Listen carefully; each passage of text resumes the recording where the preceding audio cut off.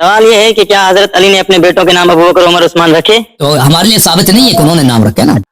नहमदुहु व नुसल्ली व नुसल्लिमु अला रसूलिहिन नबिय्यिल करीमिल अमीन, अम्मा बाद। एक कॉलर ने हसन अल्लाह यारी से सवाल पूछा कि आया जनाब सैयदना अलीउल मुर्तज़ा शेर खुदा करमल्लाहु वजहुल करीम ने अपनी औलाद में से किसी का नाम अबू बकर, हजरत उमर, हजरत उस्मान ये रखा?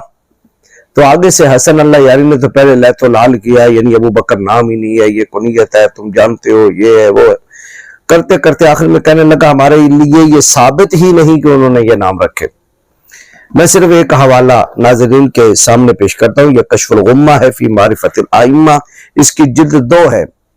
जिक्र औलादिही अज़्ज़कूर वल इनास अलैहि व अलैहिमुस्सलाम, तो उसमें अज़्ज़कूर यानी जो आपकी मर्द औलाद थी, नरीना औलाद थी हजरत अली और मुर्तज़ा शेर खुदा की, तो उसमें नाम लिखे हैं अल हसनो वल हुसैनो व मोहम्मद अल अकबर व उबैदुल्लाह व अबू बकर।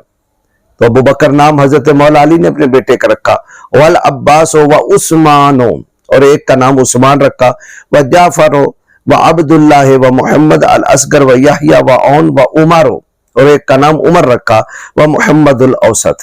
तो पता चला कि हजरत अली और मुर्तज़ा शेर खुदा ने अपने बेटे एक का नाम अबू बकर और एक का नाम उमर और एक का नाम उस्मान रखा है, और ये नाम रखा खुलफाए राशिदीन के नामों के ऊपर, ये उनके साथ मोहब्बत की दलील है।